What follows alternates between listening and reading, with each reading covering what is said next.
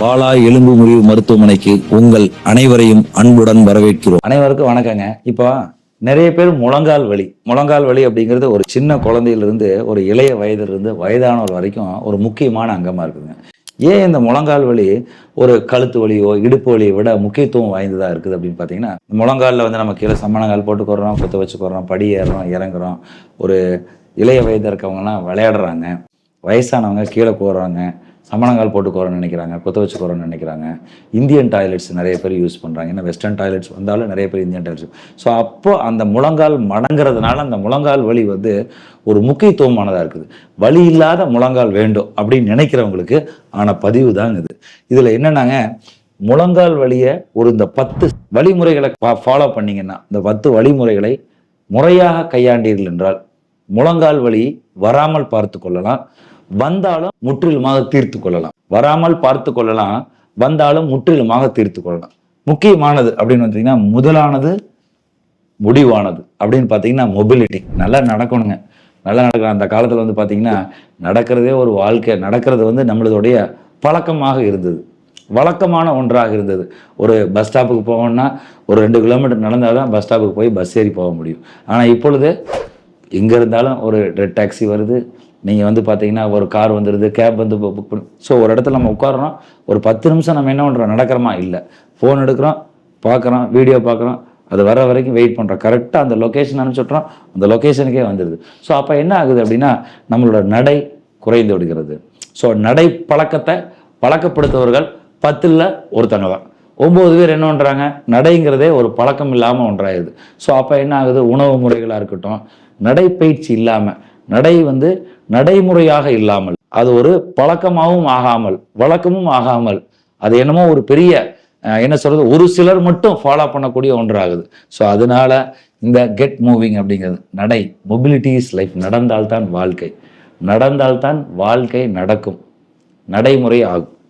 So இரண்டாவது, maintain the healthy வெயிட்டுங்க. நம்ம wait வந்து கண்டிப்பாக, அதாவது நல்லா நடந்துக்கிட்டு, நல்ல உணவு முறை எடுத்துக்கிட்டு, நல்ல வேலைப்பாடு இருந்தது, நல்லா ஹார்ட் ஒர்க்கிங் பண்ணுறோம், ஹார்ட் ஒர்க்கிங்கே பண்ணாது இப்போ சாஃப்ட்வேர் இருக்கிறாங்க, அவங்களே வந்து வெயிட் வந்து கண்டிப்பாக உணவு முறையில் கார்போஹைட்ரேட் அதிகமாக எடுத்துக்காமல் லெஸ் கார்போஹைட்ரேட் எடுத்துக்கிட்டு நல்ல ப்ரோட்டீன் டயட்ஸ் எடுத்துக்கிட்டோன்னு வச்சுங்களேன். இந்த ஹெல்த்தி டயட் அதில் வருது பாருங்கள்.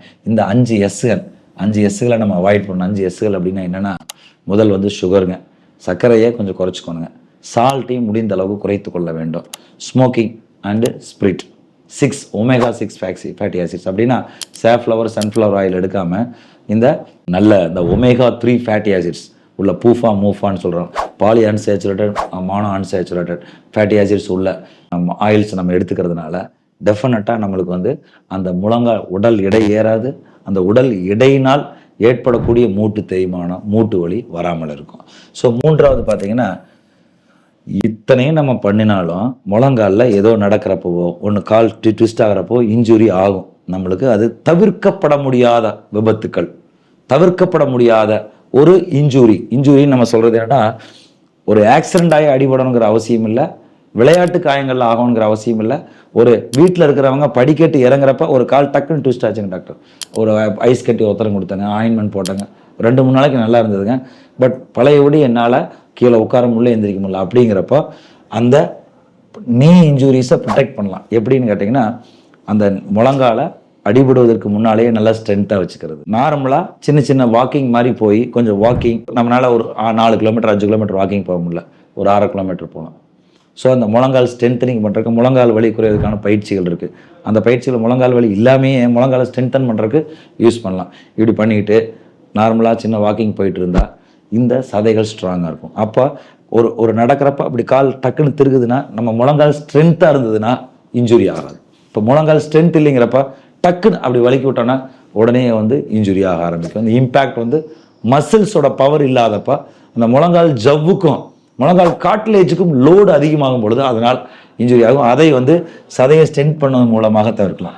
ஒரு வேளை இத்தனையும் நம்ம ஸ்ட்ரென்த்தாக வச்சுருக்கோம், வாக்கிங் போகிறோம், நல்லா ஸ்ட்ராங்காக இருக்கும், வெயிட் கரெக்டாக வச்சுருக்கோம், கரெக்டான உணவு முறை எடுத்துக்கிறோம், அதை மீறி இன்ஜுரி ஆகுது, ஒரு நடந்துட்டு இருக்கோம், டக்குன்னு ஒரு குழிக்குள்ள கால் வச்சிட்டோம், இது தவிர்க்க முடியாத விபத்து ஏற்படும் பொழுது அதை முறையாக மருத்துவரிடம், எலும்புறை மருத்துவரிடம் சென்று பார்க்க வேண்டும். அவர் ஆராய்ந்து பார்ப்பார். எக்ஸ்ரே எடுத்து பார்ப்பாங்க, எம்ஆர்ஐ எடுத்து பார்ப்பாங்க. ஒன்றும் இல்லை அப்படின்னா பயந்துக்க வேண்டியதில்லை. அதில் ஏதாவது ப்ராப்ளம் இருந்தால் அதை முறையான வைத்தியம் செய்ய வேண்டும்.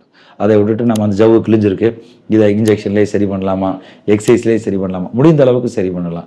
சில நேரங்களில் ஒரு 100க்கு 20% அதற்கு முறையான வைத்தியம் பண்ண வேண்டியது. இப்போ மெனிஸ்கல் டேர்னா மெனிஸ்கல் டேருக்கு நுண்துளை சிகிச்சை தேவைப்படும். சிம்பிளாக சரி பண்ணி கரெக்ட் பண்ணிடலாம். அதை விட்டுட்டு நம்ம அறுவை சிகிச்சைன்னு பயந்துக்கிட்டு அதை அப்படியே இன்ஜெக்ஷன்லேயே சரி பண்ணுறது, எக்ஸசைஸை சரி பண்ணுறது, ஆயுர்வேதிக் ட்ரீட்மெண்ட் செய்வது, வருமாலை சரி பண்ண செய்வது, மசாஜ் ட்ரீட்மெண்ட் பண்ணுறது, தவறான வழிமுறைகள் கையாளும் பொழுது அது சும்மா இருந்த சங்க ஊதி கெடுத்த மாதிரி சின்ன பிரச்சனையை பெருசாக்கி காட்லேஜ் டேமேஜ் ஆகி மூட்டு தேய்மானங்களாகி நடக்க முடியாமல் ஆகி இவ்வளோ கஷ்டப்படுறதை நாங்கள் பார்க்குறோம். அதற்கான பதிவு தான் இது. இந்த இன்ஜுரி ஆகுது, அதனால் முதல்ல வரக்கூடியது வலி. வலி வந்து ஒரு 2-3 நாள் சமாளிக்கலாம். அதுக்கப்புறம் தாங்க முடியல அப்படின்னா கண்டிப்பாக நீங்கள் மருத்துவரிடம் செல்ல வேண்டும். அதற்கு முறையான சிகிச்சை மேற்கொள்ள வேண்டும். உணவு முறைகள் நான் சொன்னது போல தான் கண்டிப்பாக தவிர்க்கப்பட வேண்டிய உணவு முறைகள்னா இந்த sugar, salt, omega-6 fatty acid, smoking and drinking. எடுத்துக்கொள்ள வேண்டிய உணவுகள் அப்படின்னு எடுத்துக்கிட்டிங்கன்னா நல்ல ப்ரோட்டீன் டயட், அதில் முக்கியமான வெஜிடபிள்ஸ் எடுக்கிறப்ப என்ன ஆகுது, ஃபைபர் அதிகமாக இருக்குது. இப்போ உடல் எடை கம்மியாக இருக்குது, பிரச்சனை இல்லாமல் குடல் பிரச்சனைகள் இல்லாமல் இருக்கும், மூட்டு பிரச்சனைகள் இல்லாமல் இருக்கும். ஸோ குட் பாஸ்டர் அண்ட் வந்து செலக்ட் ஃபுட்வேர். இந்த பாஸ்டர் கரெக்டான பொசிஷன் மெயின்டைன் பண்ணுவது, கரெக்டான செப்பல்ஸ் போடுவது, இது இரண்டுமே ஒன்றிணைந்தது. ஏன்னா முக்கியமானது நம்ம நார்மலான செப்பல்ஸ் போடுறோம், அதில் ஹை ஹீல்ஸ் போடாமல் நம்ம பார்த்து கொள்ள வேண்டும். அதில் வந்து நம்ம பாஸ்டர் அதிகமாகி அந்த மூட்டுகள் தேய்மானம், இப்போ உயரமாக இருக்கிறோன்னு வச்சுக்கோங்களேன், இப்படி உயரம் அதிகமாகும் பொழுது அந்த மூட்டுகளுடைய ஆக்சிஸ் மாறும், அப்போ தேய்மானங்கள் அதிகமாகும், மூட்டு வலிகள் வரும். சதை வந்து பேலன்ஸாக இல்லாமல் இப்படி சாஞ்சிக்கிட்டே ரொம்ப நேரம் நிற்பது, இப்படி அந்த ஏங்கிளை கரெக்டாக மெயின்டைன் பண்ணாது. அப்நார்மல் பாஸ்டரில் இருக்கிறப்ப, அப்நார்மல் பாஸ்டர்னா தவறான பொசிஷன், தவறான ஆங்கிளில் நம்ம வந்து காலை வச்சிருக்கிறது, இதை முடிந்த அளவுக்கு தவிர்க்க வேண்டும். ஹை ஹீல்ஸ் போடுவதை தவிர்த்து கொள்ள வேண்டும். ஸோ இப்போ முழங்காலில் நல்லா இருக்கணும்னா முதல்ல நன்றாக நடக்க வேண்டும். நடப்பதை நடைமுறையாக்க வேண்டும். அது வழக்கமான பழக்கமாக வேண்டும். அந்த பழக்கம் முழங்காலுடைய சதையை ஸ்ட்ரென்த் பண்ணும். அது போக முழங்கால் சதைகளுக்கு குவாட்ரிசெப்ஸாக இருக்கட்டும், ஹாம்ஸ்ட்ரிங்காக இருக்கட்டும், கெண்டைக்காலாக இருக்கட்டும், இடுப்பு சதைகளாக இருக்கட்டும், இடுப்போட பின்பு சதைகளாக இருக்கட்டும், இந்த 5 சதைகள் நல்லா ஸ்ட்ராங் பண்ணி வச்சுக்கிட்டிங்கன்னா இந்த முழங்கால் வலி குறைவதற்கான பயிற்சிகள்னு ஒரு காணொலி போட்டிருக்கேன். அந்த காணொலி பார்த்து அந்த 5 சதைகளை ஸ்ட்ரென்த்தாக வச்சுக்கங்க.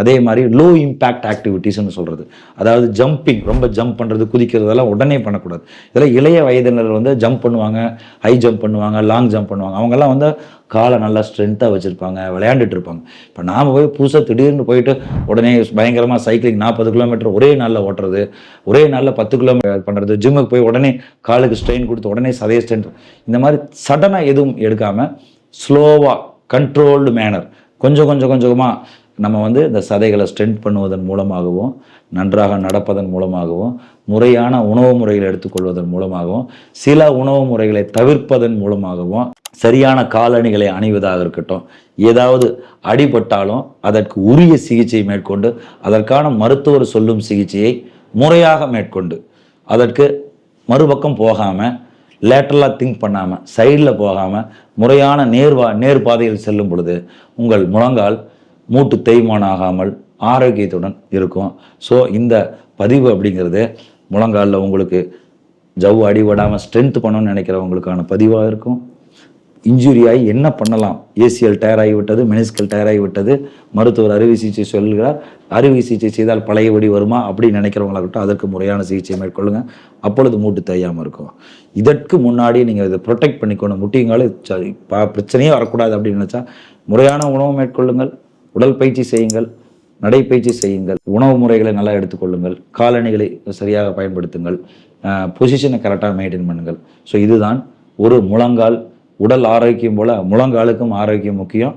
இந்த ஆரோக்கியத்தை மேம்படுத்த வேண்டும், ஆரோக்கியம் நன்றாக இருக்க வேண்டும், திடமாக இருக்க வேண்டும், அது தொடர்ந்து இருக்க வேண்டும் என்று நினைத்தால் இத்தனை விஷயங்களை நீங்கள் ஃபாலோ பண்ணிங்கன்னா உங்களுக்கு முழங்கால் வலியே வராது.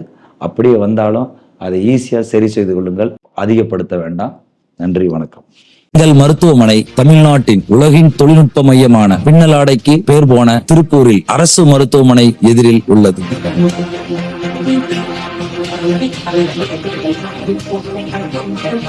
எங்கள் மருத்துவமனையில் அதிநவீன உலகத்தரம் வாய்ந்த ஸ்கேன் மற்றும் நவீன அறுவை சிகிச்சை உபகரணங்களுடன் நோயின் தன்மையை துல்லியமாக கண்டறிந்து உயர்தரமான சிகிச்சை கொடுத்து கொண்டு வந்திருக்கிறோம். 24 மணி நேர விபத்து மற்றும் எலும்பு முறிவு சிகிச்சைகள், பிளாஸ்டிக் ஒட்டுறுப்பு அறுவை சிகிச்சைகள், கடந்த 15 வருடங்களில் 10,000க்கு மேல் முழங்கால் மூட்டு மற்றும் இடுப்பு மூட்டு மாற்று அறுவை சிகிச்சைகள், கடந்த 16 வருடங்களில் 2000க்கும் மேல் செய்து நோயாளிகளின் வலியை தீர்த்து சாதனை படைத்த ஒரே மருத்துவராகவும், தொழில்நுட்ப மாற்றங்களை கம்ப்யூட்டர் நேவிகேஷன் மற்றும் ரோபோட்டிக் எந்த தொழில்நுட்பம் வந்தாலும் அது மூட்டு சிகிச்சையில் புகுத்தி மக்களின் வேதனையை போக்கி அதை சாதனைகளாக ஏற்படுத்திய ஒரே மருத்துவமனை.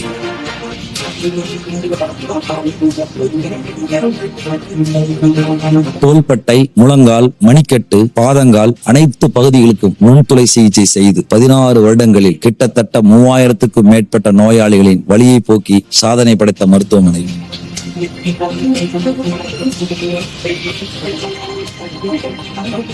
எங்கள் மருத்துவமனை ஊழியர்கள் உங்கள் வியாதியையும் வலியையும் கண்டுபிடித்த நொடியிலிருந்தே நீங்கள் பூரண குணமடையும் வரை உங்களின் ஒவ்வொரு முன்னேற்றத்திலும் கனிவுடனும் பணிவுடனும் திறமையான துணிவுடனும் உழைத்துக் கொண்டே இருப்பார்கள்.